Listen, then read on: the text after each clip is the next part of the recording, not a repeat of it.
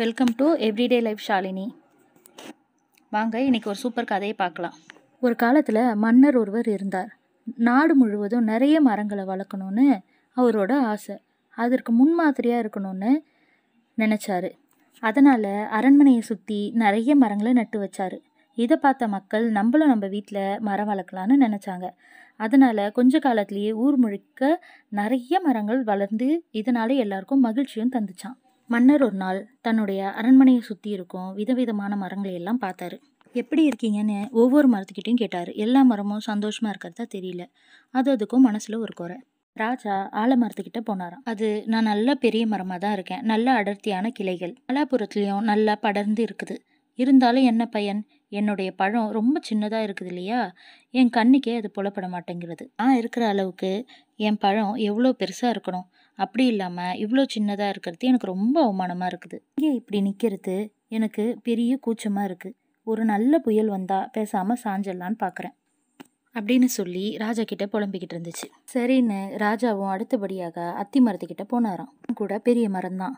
ஏன் இலையும் அழகாக தான் இருக்குது, பழமும் அழகாக தான் இருக்குது. இருந்தாலும் சொத்தை பழம்னு சொல்கிறாங்களே, அத்தி பழத்தை புட்டு பார்த்தா அத்தனையும் சொத்துன்னு ஒரு பழமொழியே இருக்குது. இப்படி ஒரு கெட்ட பெயரோடு நான் இருக்கணுமான்னு ராஜாவை கேட்டுச்சு.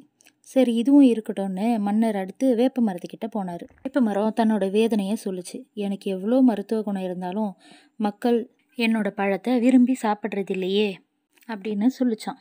அப்படின்னு அடுத்து பனை மரத்துக்கிட்ட போனாராம். பனை மரம், நான் உயரமாக வளர்ந்துருக்கிறேன், மற்ற மரங்கள் எல்லாம் என்னை அண்ணாந்து தான் பார்க்கணும். இருந்தாலும் என்ன பையன், என் நிழலுக்கு யாரும் ஒதுங்கிறது இல்லைன்னு சொல்லி வெறுப்பாக பேசிச்சான். சரி அடுத்து புளிய மரத்துக்கிட்ட போகலாம், அது என்ன தான் சொல்லுதுன்னு ராஜா நினச்சாராம். புளிய மரம், என் நிழலில் யாரும் தங்கறது இல்லை, உடம்புக்கு சூடுன்னு சொல்லி ஒதுங்கி தான் போகிறாங்க. அடிமரத்தை பார்த்தீங்கன்னாக்கா பட்டையெல்லாம் உதிர்ந்து போய் பார்க்குறதுக்கே ரொம்ப கேவலமாக இருக்கேன்னு சொல்லி வருத்தப்பட்டுக்கிட்டு இருந்துச்சான். முருங்கை மரம் என்ன சொல்லிச்சு தெரியுமா? என்னுடைய இலை காய் சாப்பிட்றவங்களுக்கு சத்து தான், ஆனால் என் உடம்புல சத்தே கிடையாது. கொஞ்சம் வேகமாக காற்றடிச்சாலும் முறிஞ்சி கீழே விழுந்துருவேன்.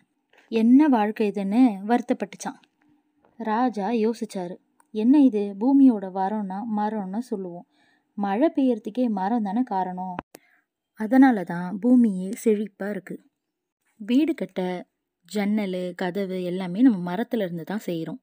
மக்களுக்கு தேவையான பழம் காய்கறி இது எல்லாமே அந்த மரம் தான் நம்மளுக்கு தருது அப்படின்னு யோசிச்சுட்டே அவர் போயிட்டு இருந்தாராம்.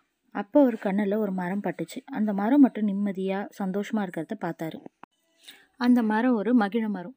அதுக்கிட்ட போய் உன் மன நிறைவுக்கு என்ன காரணம்னு கேட்டார். அதுக்கு அந்த மகிழ மரம், ஆமாம் மன்னா, இந்த இடத்துல நீங்கள் ஒரு முருங்கை மரத்தையோ இல்லை வேப்ப மரத்தையோ கூட நட்டு இருக்கலாம். ஆனால் இந்த இடத்துல நடுறதுக்கு என்ன தேர்ந்தெடுத்தீங்கல்ல, அதுவே எனக்கு பெரிய மகிழ்ச்சி, அதுவே எனக்கு முழு மன நிறைவு என்றது மகிழ மரம். மகிழ மரம் சாதாரணமாக தான் இருக்கும். இளம் மஞ்சள் நிறத்தில் பூக்கள் பூக்கும். அது காஞ்சாலும் மனம் வாசனை வீசும். மகிழ மரம் மாதிரி நம்மளும் மன நிறைவோடு வாழ்கிறதுக்கு கற்றுக்கணும்.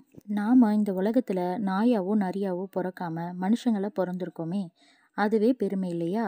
இந்த கதை உங்களுக்கு பிடிச்சிருந்தா லைக் பண்ணி ஷேர் பண்ணி